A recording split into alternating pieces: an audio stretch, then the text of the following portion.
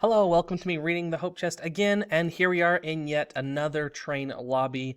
There's been 3 or 4 train stations that we've dealt with so far. There was the New York station, and then the train station in Washington, D.C., and then here we are, this is the train station in Nashville. So, today's chapter is chapter 12, called Violet Spies, and Violet actually makes a travel back to the train station in Nashville so she can try and find Mr. Martin and Myrtle.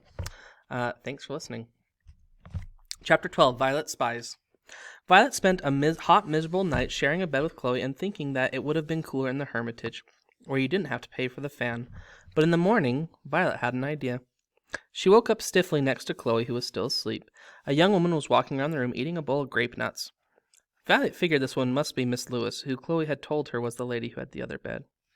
Violet dressed hurriedly and wanted to run out to the train station to start looking for Myrtle. But Miss Lewis insisted she should eat some grape nuts first. They were supposed to be very good for you. There wasn't a spoon or any milk, so Violet scooped them up from the bowl with her fingers and chewed them while Miss Lewis talked. "Today's the 4th day the legislature has met," Miss Lewis said. "We were hoping it would all be over now. The first day they tried to pass a joint resolution in the Tennessee House and Senate, and we thought we had enough votes, but the antis had bribed a lot of the men we were counting on." She wiped a hand over her forehead, which was already sweating. "How long will they meet for?" Violet asked. "We don't know," said Miss Lewis. "The Senate and House have to vote separately now, and they each have to pass the amendment, and we don't know when they will. The antis are trying to bribe as many legislators as they can, and they won't let the vote happen now until they're sure they can win." "Aren't the Suffs bribing legislators?" said Violet. She was too tired to think straight, or she would have realized how rude this sounded. "Certainly not," said Miss Lewis. "Women are entering politics to clean it up, not add to the filth.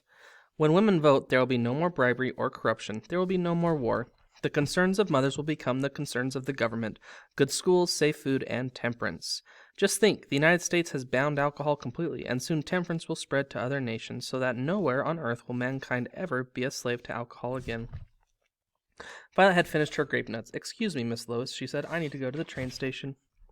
"I'm sure those antis are going to use every dirty trick they can think of to block the legislature," said Miss Lewis, seeming not to hear her. "If only there were some way we could know what they're planning."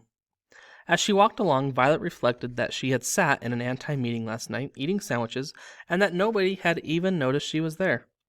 She was perfectly set up, Violet thought, to be a spy. She could go back to the Hermitage, pretend to be an anti, and tell the Suffs what the antis were planning. She wanted to do something to help. Since meeting that hatchet-woman face in Chattanooga yesterday, she found she cared about women's suffrage very much. It was more than just a newspaper story to her now. Violet looked at the rail yards that she was walking past. She saw 2 hobos walking along carrying small bundles under their arms. They looked like they had just gotten off the train, and they reminded Violet of Hobie the hobo. She wondered if he'd gotten to Florida yet. The smaller hobo let out a cry and grabbed the bigger hobo's arm, pointing to Violet. Violet started. Hobos could be dangerous. She'd gathered that much from Hobie, who had been careful not to let her and Myrtle meet any other hobos. She turned to run. "Violet!" called the larger hobo, and relief washed over Violet. She ran toward them, the gravel roadbed crunching under her feet. "I was just on my way to look for you," she said. "We shook those Palmer agents," said Myrtle. "They're running around the Tennessee backwoods looking for us." She pointed back down the rails toward the freight yard. "We rode in a caboose." "But—" Violet looked at Myrtle, and then at Mr. Martin. They were both rather soot-covered, though not as much as Violet and Myrtle had been after riding in the blind behind the engine with Hobie. "Mr. Martin, you jumped off the train. I saw you." Mr. Martin shrugged and smiled. "Sorry to scare you, Violet.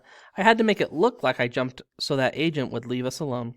I went over onto the steps of the vestibule of the connecting car, then climbed up onto the roof and rode there till the next stop. Then I got into a different car." "And you told us it was dangerous to ride freight trains." Mr. Martin shrugged again. "Well, it is. Have you, found your sister yet, Violet?" "Yes," said Violet. "She's at the Tulane Hotel. It's just up the hill here. She'll be so glad to see you." Violet wasn't sure if this was true, but it was a sort of polite thing she'd always been taught to say. Chloe was just coming down the stairs into the big wood-paneled lobby of the Tulane wearing her sky-blue walking suit and the straw hat with the yellow suit in it. She still looked exhausted, Violet thought. She looked like she hadn't slept at all. Chloe got to the bottom of the stairs and stopped looking at Mr. Martin for a moment as if she wasn't sure who she was. She didn't notice Violet and Myrtle at all. Violet watched Chloe and Mr. Martin look at each other. The desk clerk and the drummer he was playing cards with watched too. Chloe's mouth opened a little bit and she froze. Then Mr. Martin turned faintly pink under the train set, and Violet could almost hear him wishing he'd stopped to wash his face. Chloe's face turned pink too. Theo, what were you thinking helping my sister run away from home? He didn't help me run away from home. I did it by myself, Violet said, annoyed. Chloe spared Violet a glance, and then looked back at Mr. Martin again. I'm delighted to see you, Mr. Martin said sarcastically. Theo, you shouldn't have left New York, Chloe spoke quietly, and Violet guessed she was trying not to let the desk clerk and the drummer overhear. I wasn't aware I needed your permission to leave New York, Mr. Martin said. Theo, stop it. What happened? Did the federal agents find the safe house? No, your sister came crashing in on me. Violet felt she had by no means come crashing in, but the way the two of them were glaring at each other now, she didn't really want to be involved in their discussion. Why didn't you send her home, Theo?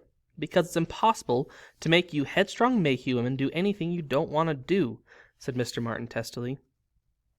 I see you're still thinking in terms of making women do things, Chloe snapped.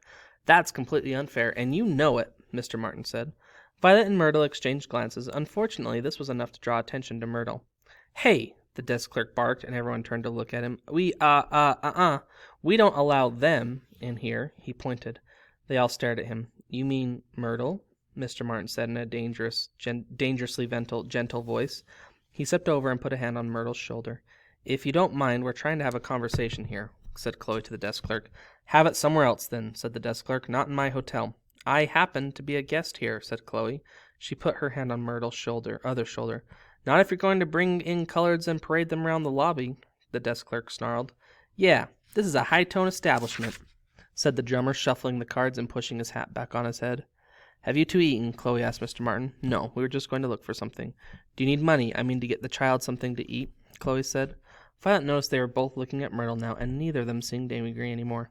No, thanks. Are you going to get that colored kid out of here, or am I going to have to call somebody? The desk clerk asked. We're leaving, said Mr. Martin. I'm sure we can find some place where they'll take our kind in, even in Nashville. He added, giving the desk clerk a nasty look. Can't imagine where, said the desk clerk. There's colored hotels, of course, but you ain't colored.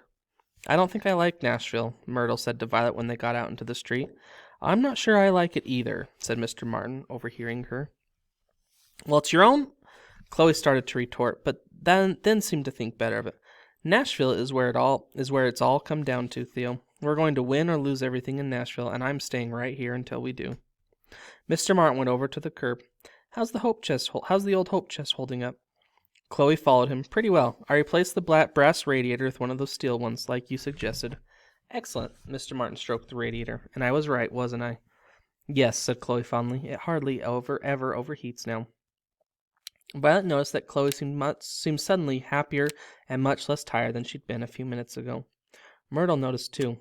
I don't think your sister's going to send Mr. Martin to the right-about, she murmured. No, it's the car she's sweet on, not him, Violet said. Uh-huh, said Myrtle skeptically.